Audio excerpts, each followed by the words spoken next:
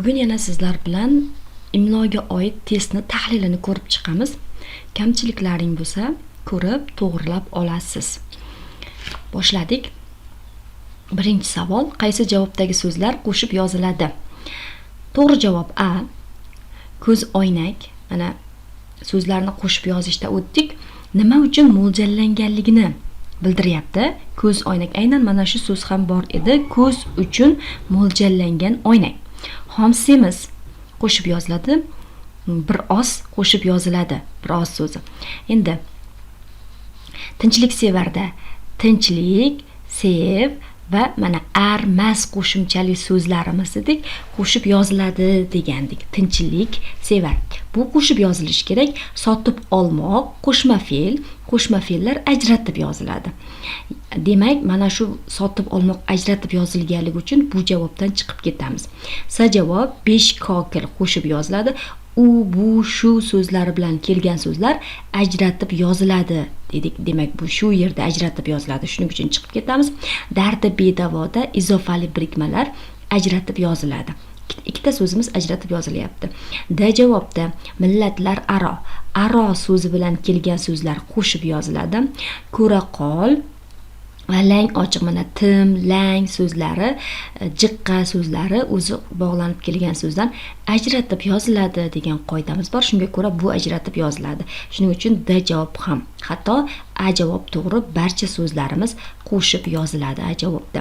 Ikkinchi savol: qaysi javobdagi so'zlar bosh harflar imlosiga ko'ra to'g'ri yozilgan? Bunda ham to'g'ri javob A bo'ladi. Yevropa Ittifoqi Kengashi xalqaro tashkilotlar nomi tarkibidagi har bitta so'z bosh harf bilan yoziladi. Demak, bu xalqaro tashkilot bo'lganligi uchun barcha so'zlar bosh harfda yozilishi kerak. To'g'ri. Mustaqillik kunida bayram nomlari tarkibidagi faqatgina birinchi so'z bosh harfda yozilishi kerak. Bunda xatolik kuni so'zi bosh harfda bo'lib qolgan, shu kichik harfda bo'lishi kerak. S javobda O'zbekiston qahramoni unvoni, ikkita unvonimiz bor edi. O'zbekiston qahramoni Oltin yulduz, mana shu ikkitasi, ikkala so'zi ham bosh harfda yozilishi kerak. Bu yerda qahramoni so'zi bosh harfda yozilishi kerak edi, shu xatoligi. D Oliy Majlis raisi, oliy demak boshqaruv organi bo'lganligi uchun oliy ham, majlis so'zi ham, rais so'zi ham bosh harfda yozilishi kerak edi. Mana shu xatoliklar bor. Shuning uchun javob A bo'ldi. Uchinchi savol: imlo qoidasiga ko'ra savolga diqqat qiling. Xato yozilgan so'zlar qatorini toping. To'g'ri javob A bo'ladi. Bunda ham qarang, Fan va texnika davlat qo'mitasi, demak oliy davlat tashkilotlaridan boshqa vazirliklar, tashkilotlarning tarkibidagi faqatgina birinchi so'z bosh harf bilan yozilishi kerak degan qoidamiz bor. Shunga ko'ra bu so'zimizda fan so'zini o'zi bosh harfda, texnika davlat so'zlari kichik harfda yozilishi kerak edi. Mudofaa vazirida ham, mudofaa vaziri, sog'liqni saqlash vaziri, mana shularda faqatgina birinchi so'z bosh harfda yozilishi kerak. Mudofaa so'zi bosh harfda, vaziri so'zi kichik harfda yozilishi kerak edi. B javobda O'zbekiston qahramoni unvoni to'g'ri yozilgan. O'zbekiston so'zi ham, qahramoni so'zi ham bosh harfda yozilishi kerak. Mana Oltin yulduz medali boya takrorlaganim. S javob O'zbekiston Respublikasi Oliy sudi, oliy davlat tashkiloti bo'lganligi uchun Oliy yulduz medali, demak to'g'ri yozilgan. Yozuvchilar uyushmasi tashkilot tarkibidagi birinchi so'z bosh harfda yoziladi, keyingi so'z kichik harfda yoziladi. To'g'ri. Mustaqillik ordeni ham to'g'ri yozilgan. Javob A bo'ldi. To'rtinchi savol: to'g'ri yozilgan so'zlar qatorini toping. Mana aynan mana shu so'zni aytib ketgan edim. Tadqiqot T emas, D bo'ladi. Tadqiqot, tatbiqda lekin T bo'ladi. Mana shuni eslab qoling. Tadqiqotda D, tatbiqda demak T bo'ladi. Endi mana bu so'z juda ko'p keladi. Birinchi F, V emas, birinchi A, F, V keladi. Buni shunday yodlab qolingki, afg'on so'zi bilan yodlab qolishingiz mumkin yoki bo'lmasa mana alifboda birinchi F harfi keladi. Mana shunday yodlab qolganman. Alifboda birinchi F, V dan oldin F keladi, shuning uchun F yoziladi. Afg'on. Mana shunday holatda yodlab qoling yoki shunday turishni ko'zingiz bilan rasmga olib oling. 5-savol: to'g'ri hukmni aniqlang. Demak, to'g'ri hukmni aniqlashimiz kerak. Bu endi qoidalardan tushyapti. Bunaqa savol milliy sertifikat savollarida kamdan kam tushadi. Shunday bo'lsa ham ko'rib ketamiz. Sonning ma'no turini hosil qiluvchi qo'shimcha qo'shilganda fonetik hodisa kuzatiladi. Fonetik hodisalar demak tovush tushishi, tovush ortishi, tovush almashishi. Masalan, ikki so'ziga ov so'zini qo'shadigan bo'lsak, ikkovsi tarzda i demak harfi tushib qoladi. Mana shu fonetik hodisa bo'ladi. Demak, bu mavjud ekan. Bizga noto'g'ri hukm kerak edi.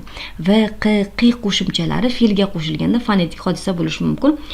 Mana haligi darsda tushuntirganimda ham aytdim. Sayla so'ziga v qo'shimchasini qo'shsak, sayla, saylov bo'lib a qo'shimchasi v tovushiga almashadi. Mana fonetik hodisa bo'ladi bunda ham.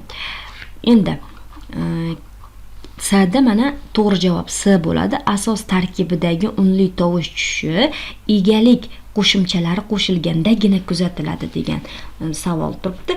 Bu noto'g'ri. Faqatgina egalik qo'shimchalari emas, kelishik qo'shimchalari qo'shilganda va so'z yasovchi qo'shimchalar qo'shilganda ham mana shunday hodisa yuz beradi. D javob fe'l nisbati qo'shimchalari ta'sirida so'zda tovush tushishi mumkin deyapti.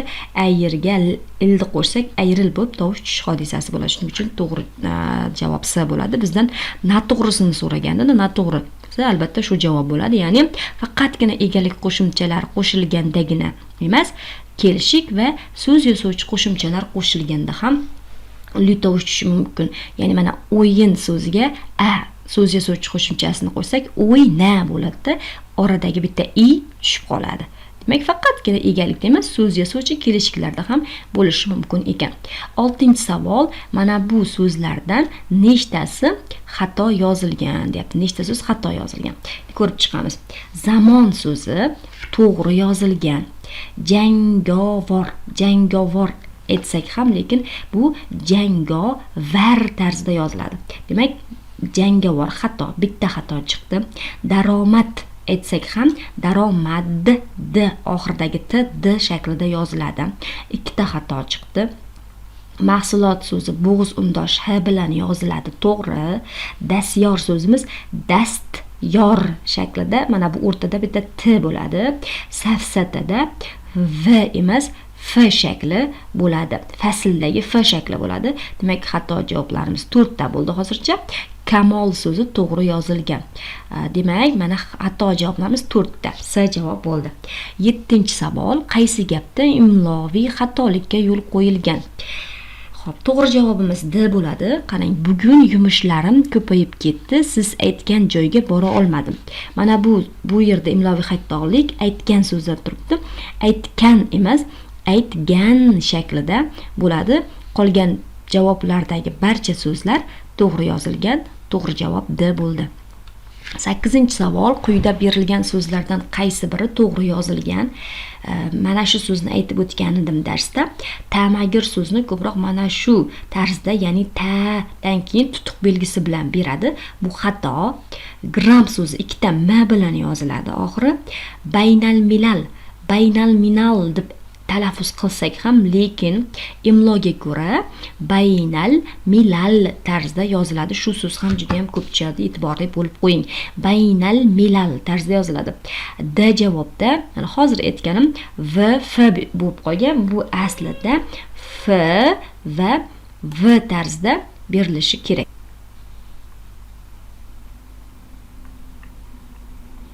Hop, keyingi savol.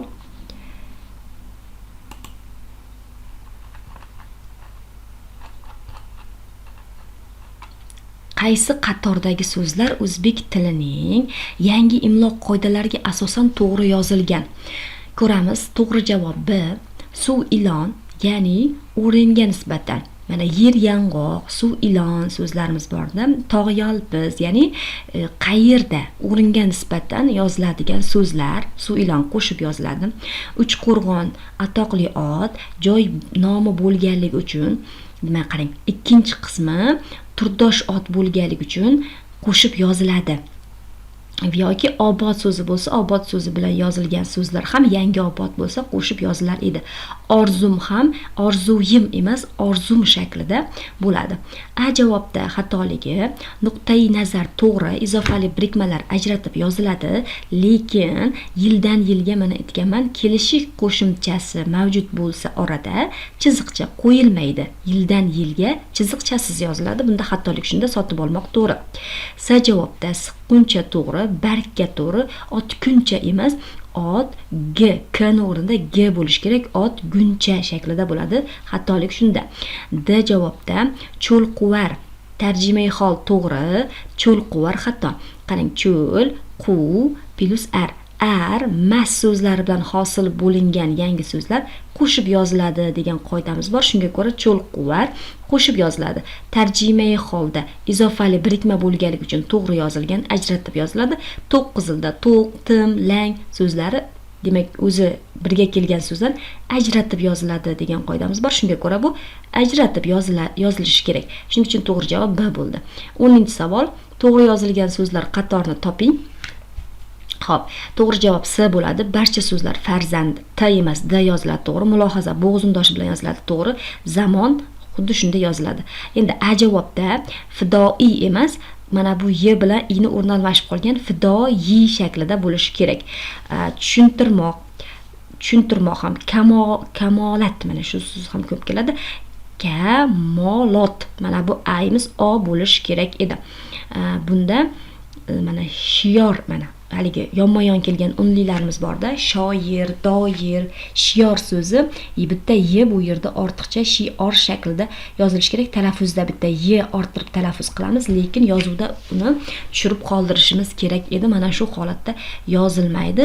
Y ortiqcha bu yerda shior tarzida yoziladi. Ya'ni yonma-yon kelgan ikkita unli orasida bitta y orttirib talaffuz qilar edik. Xo'p, lekin yozuvda ifodalamaymiz. Shunga ko'ra, demak to'g'ri javobimiz S bo'ldi. 11-savol. To'g'ri yozilgan so'zlar qatorini toping. To'g'ri javob A bo'ladi. Oynai jahon, bular izofali birikma.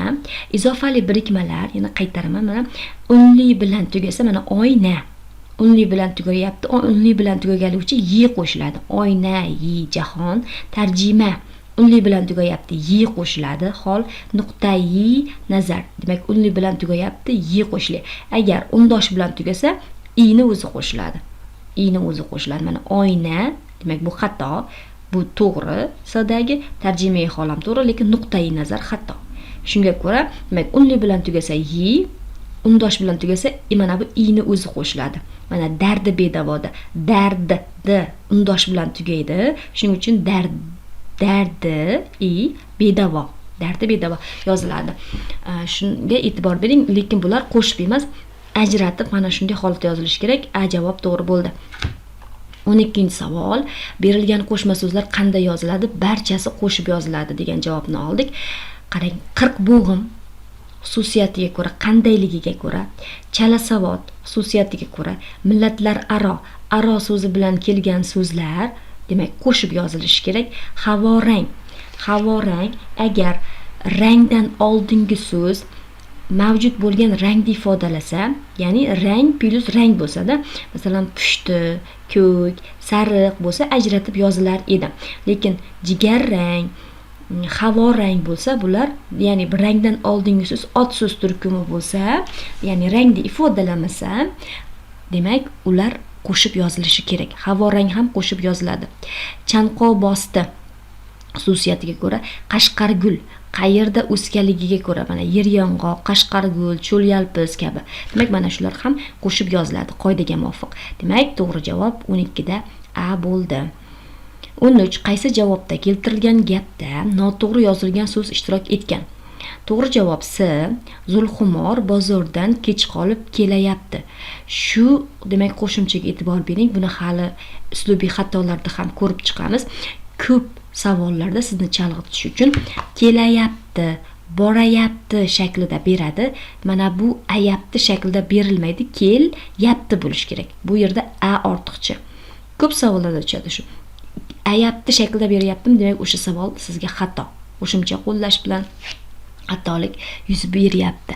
Qolgan javoblarda barcha so'zlar to'g'ri yozilgan. Ayapti shakli xato bo'ladi. talaffuzda aytamiz, og'zaki nutqda aytamiz, lekin yozuvda ifodalanmaydi. Kelayapti emas, kelyapti shaklida yoziladi. Mana shu to'g'ri bo'ladi. 14-savol, qo'shib yozish qoidasiga muvofiq kelmaydigan javobni toping. Ya'ni muvofiq kelmaydigan degani noto'g'ri javobni topishimiz kerak. Bu ham qoidadan ekan. Qarang, birinchi qismi sifat bo'lsin, ikkinchi qismi atoqli ot bo'lgan geografik nomlar qo'shib yoziladi.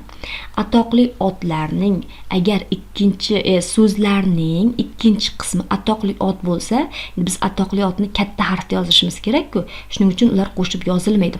Masalan, Shimoliy Kavkaz desak, Shimoliy so'zi katta harf bilan, Kavkaz so'zi ham katta harf bilan yoziladi, lekin ular ajratib yoziladi. Mana atoqli. Agar ikkinchi qismi turdosh ot bo'lsa, keyin qo'shib yoziladi. Obod so'zi bo'lsa yoki turdosh ot bo'lsa, qo'shib yozilar edi. Shunga ko'ra A javobimiz xato. Xo'p, qolgan variantlarni ham ko'ramiz hozir buni. Keyingi qismi turdosh ot, mana hozirga aytgan qoidam, yoki obod so'zi bilan ifodalangan geografik nomlar qo'shib yoziladi. Mana yangi obod desak, yangi yer desak, mana obod ikkinchi qismi obod so'zi bilan, yangi yerda ikkinchi qismi turdosh ot bilan ifodalanyapti va bu nomlar qo'shib yoziladi. Bu to'g'ri. Endi sada, bob, hammabob, rang, baxsh kabi so'zlar, mana jigar rang, orom baxsh kabi so'zlar yordamida yasalgan qo'shma so'zlar qo'shib yoziladi. To'g'ri. Bir tushunchani bildiradigan va bir bosh urg'u bilan aytiladigan qo'shma so'zlar qo'shib yoziladi. So'z boshi bor, ming boshi. Demak, mana shular bitta tushunchani ifodalab, bitta urg'u olganligi uchun qo'shib yoziladi. Bu ham to'g'ri. 15-savol, imlo qoidasiga ko'ra xato yozilgan so'zni toping. Daf'atan xuddi shunday yoziladi. Ray shunday yozildi.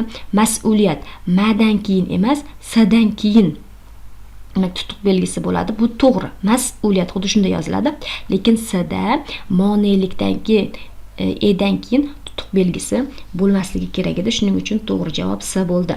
16-savol, qaysi qatorda imloviy xatoga yo'l qo'yilgan? Hop, A javob bo'lyapti. Elakka chiqqan xotinning elik og'iz gapi bor. Mana bu, mana ga, gan, ga, ka, qa. Gan, qan, kan. Mana shu g bilan boshlanuvchi qo'shimchalarimiz bor-ku, guncha, kuncha, quncha, guncha, kuncha, quncha, ga, ga, ga, gan, kan, qan. Mana shu qo'shimchalarni eslab qoling. Mana qarang. So'z mana q bilan tugayapti. Q bilan tugasa, bu tarafi ham q bilan bo'ladi. Ikkita harfni eslab qoling shunda. Mana q bilan tugashi kerak, k bilan tugashi kerak. Qolgan barcha hollarda g yoziladi.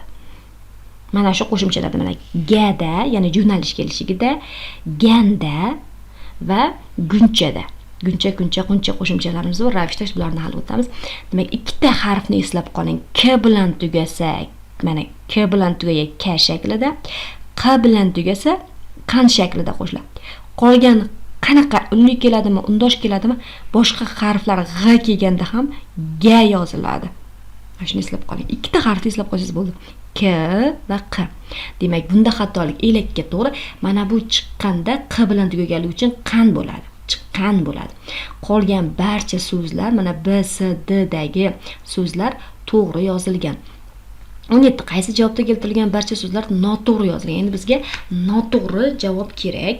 Mana yana af kelyapti. Buni noto'g'riligini bildik. Birinchi f kelish kerak. Yodlab qolganimiz bo'yicha ta'qib qildi, taqiqlamoq so'zlari kelyapti. Taqiqlamoqda buni ham misollarda berib ketganman. Taqiqdan keyin tutuq belgisi bo'lmasligi kerak edi. Shu javob xato. Demak, 18. Imloviy jihatdan to'g'ri yozilgan so'zni aniqlang. Mana axloqni bilasiz, ko'p uchratgansiz. Axloq so'zi chuqur til orqa, ya'ni biz so'zlashuv tilida aytsak, qattiq x bilan yozilishi kerak. Qattiq x, qattiq x. Endi hol ahvolda. Hol ahvol. Ahvol so'zidagi mana bu qattiq x emas, yumshoq x, ya'ni bo'g'zundosh bo'lishi kerak.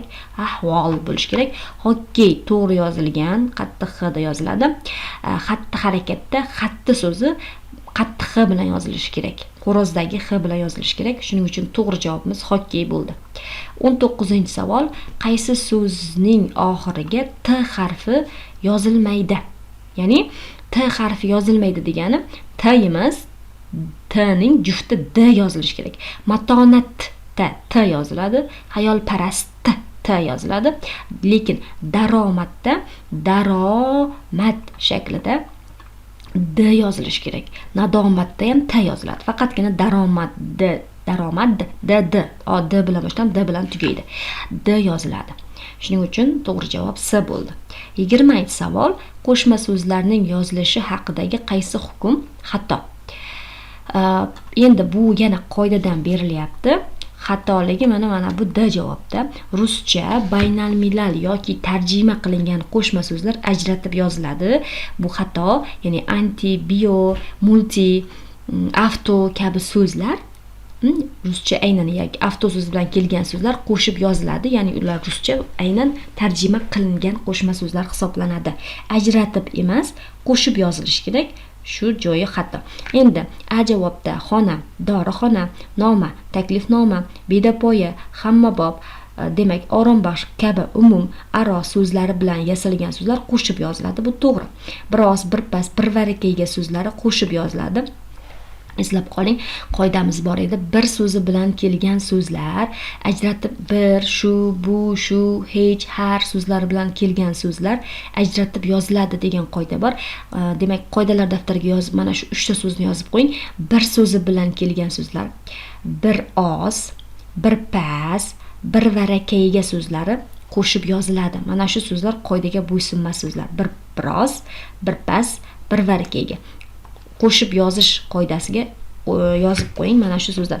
Ikkinchi qismi turdoshot yoki obod so'zi bilan yasalgan joy nomlari qo'shib yoziladi. Boya aytdim, yangi yer bilan yangi obod qo'shib yoziladi. Bu to'g'ri. 21-savol. Qaysi javobda keltirilgan so'zlar imlo qoidasiga ko'ra to'g'ri yozilgan? Bizga to'g'ri varianti kerak ekan.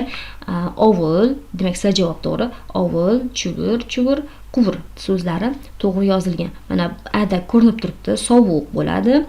D da qovun, sovuq bo'ladi. Banada gumbur-gumburda gumbur u bo'ladi. Shaqqilama quvurda ham quvur u bo'ladi. Xatoliklar mana shunda. Demak, to'g'ri javob S bo'ldi. 22-savol. Imloviy jihatdan xato yozilgan so'zlarni toping deyapti. Yaroqli to'g'ri, yarog'li to'g'ri, yasanmoq to'g'ri, yaslanmoq to'g'ri, yaxlit D emas. Mana bu yerda T bo'lish kerak edi. Yaxlit D emas, yaxlit shaklida bo'ladi. Shuning uchun faqatgina bitta 5 javobini oldik. Faqatgina 5 javobi to'g'ri. Qani javobda bormikin ko'raylikchi. Mana A javobda, demak 5 javobda turibdi. 5 A javobda. Imloviy jihatdan to'g'ri yozilgan so'zlar qatorini aniqlang. Demak, mojaro, intervyu, iftixor. Demak, mana shu so'zlar xuddi shunda yoziladi. To'g'ri yozilgan. Bunda mana qarang. Kristal. Kristalda ikkita L bo'ladi. Kristal ham ko'p tushadi. Daromad mana D bilan boshlanib, D bilan tugadi. Boyagi so'zimiz to'g'ri. Mineral to'g'ri. Dubulg'a emas, dubulg'a. Mana bu i ning o'rnida u bo'lish kerak. Koordinata, islohot, ijtimoiy to'g'ri, koordinata to'g'ri, islohot emas, islohot bo'ladi. Mana bu A ning o'rnida O bo'ladi. Shuning uchun D javob ham noto'g'ri, B javob demak to'g'ri deb oldik. Imloviy jihatdan to'g'ri yozilgan so'zlar aniqlang. 24-savol. Novvoy, nonvoy desak ham, lekin imloga ko'ra novvoy yoziladi. Mojaro, mash'um so'zlari demak to'g'ri yozilgan. Mana bunda A javobda kamolat emas, kamolot shaklida yoziladi. Namuna so'zida tutuq belgisi bo'lmaydi. Mana bu yerda shafqatda V emas, F bo'ladi. Mana nuqtai nazarda mana ko'ring, unli bilan tugayapti, i qo'shib qo'ygan. Bunda i emas, nuqtai nazar bo'lish kerak, ya'ni y shaklida qo'shilishi kerak unli bilan tugaganligi uchun. 25-savol. Qaysi gapda imloviy xatolikka yo'l qo'yilmagan? Ya'ni boshqa javoblarda imloviy xatoliklar bor. Bitta javobimizda imloviy xatolik yo'q, ya'ni barcha so'zlar to'g'ri yozilgan degani. Dar haqiqat, endi uning qo'lidan osonlikcha chiqib keta olmaysan, to'g'ri yozilgan. B javobda xatoligi shunda uchala so'zida bitta ch bo'ladi. Vatan muqaddas tushuncha sanaladi. To'g'ri, mana bu shu ikkinchi i'miz u bo'lish kerak. Tushuncha bo'lish kerak. Bolalar atrofni to'yib tomosha emas, tomoshaq bo'lish kerak edi. Shuning uchun to'g'ri javob Bo'ldi. 26-savol. Qaysi gapda imloviy xatoga yo'l qo'yilmagan? Ya'ni qo'yilmagani kerak. Ya'ni bitta barcha so'zlar yuqoridagi testga o'xshab to'g'ri yozilgan deyapti. Sa javobni oldik. Oqilona narx qattiq hada yoziladi, to'g'ri. Narx navo juft so'z bo'lganligi uchun chiziqcha bilan yoziladi, to'g'ri. Tayin qilinsa paxta so'zi qattiq h bilan yoziladi, to'g'ri. Bilanning o'ziyoq jumhuriyat bo'g'iz undoshi bilan yoziladi, to'g'ri. Bemalol boqa oladi, to'g'ri. Endi a javobni xatoligi har bir narsani tejash bugungini ertaga. Mana zaxiragada qattiq h bo'ladi. Xayolga kelgan fikrlarni aytishga hayiqtida endi aksi bo'g'iz undoshi, ya'ni yumshoq h bo'ladi. Yumshoq bo'ladi. Hop, d xurujidan xuruj qattiq h bilan yoziladi. Shu javoblar demak xato edi. 27-savol. Qaysi gap tarkibida imloviy jihatdan noto'g'ri yozilgan so'z mavjud deyapti. Anvar bu yerga xalloslab keldi. Xalloslab kelganda demak xalloslab so'zida bo'g'iz undoshi bilan yozilishi kerak. Ya'ni bo'g'izunda yumshoq h bilanda, yumshoq h bilan yozilishi kerak. Bu asarni keng ommaga tatbiq etish uchun juda ko'p yelib yugurdi. Bular barchasi to'g'ri yozilgan. Bo'lsa ham d-dagi demak so'zlar to'g'ri yozilgan. 28-savol. Qaysi javobda berilgan barcha so'zlar imloviy jihatdan bizga to'g'risi kerak? Mana shu savolni o'qishda ham e'tibor bering. To'g'ri, noto'g'ri yoki to'g'ri deydi-da, mana bu yerga to'g'ri deb turib yozilmagan. Ma'ni mana bu yerga qo'shib qo'yadi. Siz to'g'rini o'qib olasizda, bu yog'ini o'qimaysiz. Shunda mana topdim deysiz, javobni belgilaysiz, xato chiqadi. Shoshilmang. Mana bu savolni yaxshilab o'qisangiz, javob 70% to'g'ri chiqadi. To'g'ri topishga yo'l beradi. Mana qaysi javobda yoki ayrimlarda noto'g'ri dedi-da, berilmagan dedi. Noto'g'ri berilmagan degani to'g'ri degani-da, to'g'risini topishingiz kerak. Savolni yaxshilab o'qing. To'g'ri yozilgan deyapti. Urg'u berib o'qing. Demak, b javobda mahbus, maxluq, maxfiy so'zlari to'g'ri yozilgan. Mahbus bo'g'iz undoshi bilan, maxluq demak chuqur til orqandosh bilan, maxfiy ham chuqur til orqandosh bilan yozilishi kerak. 29-savol. Qaysi javobda berilgan barcha so'zlar to'g'ri yozilgan? Mana sa javobda halqum bo'g'iz undoshi bilan, hijolat qattiq h bilan, handaq qattiq h bilan yozilishi kerak. 30-savol. Va nihoyat yetib keldik. Nuqtalar o'rnida bo'g'iz undoshi yozilishi kerak bo'lgan so'zlarni aniqlang. Ayrim hollarda sizdan mana shunday chuqur til orqandoshi desa qattiq h, xo'rozdagi h ni olasiz. Bo'g'iz undoshi deganda handalakdagi yumshoq h ni olasiz. Ya'ni bo'g'iz undoshi bu har doim esingizda tursin. Bo'g'izimizdan chiqayotgan undosh o'sha handalakdagi yumshoq h deb o'rganib qolganimiz yumshoq h yozilishi kerak. Endi qarang, hiqildoqda yumshoq h yoziladi. Mana javobni berkitib turing. Hiqildoqda yumshoq h yoziladi. Mana 1 oldik. Endi 2 holvada ham yumshoq h yoziladi. Endi xarsangtosh. Xarsangtoshda qattiq h yoziladi. Qattiq h bo'ldi. Mana 1 bo'ldi, 2 bo'ldi. Xoqonda qattiq h yoziladi. 4 chiqarib bordik.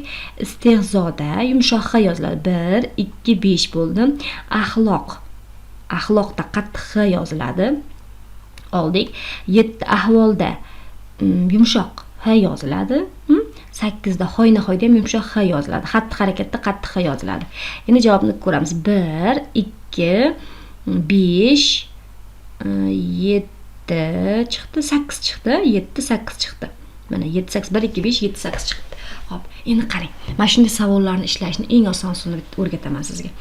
Qaraysiz, bo'g'iz undoshi yozilishi kerak bo'lgan so'zlarni aniqlang deyapti, lekin siz aniq bilmaysiz qaysi so'zlar qanday yozilishini. Lekin qaraysiz, qaysi so'zni siz aniq bilasiz.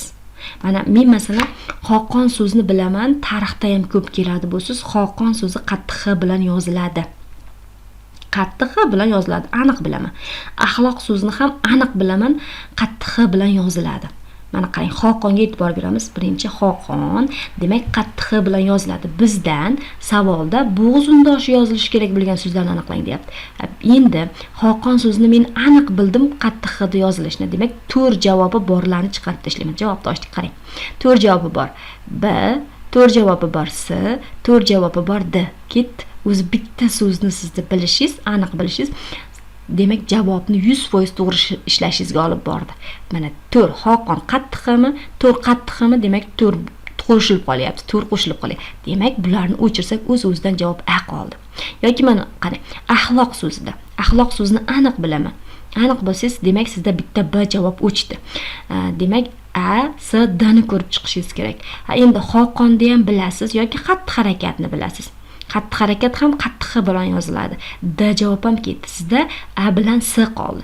Endi Xoqonni ham bilasiz, qattiq X bilan yozilishini. Bitta demak Xoqonni o'zi bilan to'g'ri javobni topishimiz mumkin ekan.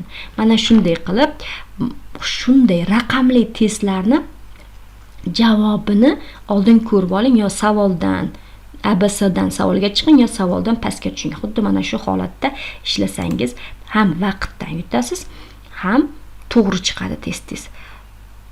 Testimiz tahlili yakunlandi. Barchaga tushunarli bo'ldi degan umiddaman. Tushunmagan joylaringiz bo'lsa, rasmga olib yoki mana shu savolni raqamini ayting, men qaytadan tushuntirib yuboraman. Sog' bo'ling, salomat bo'ling azizlarim.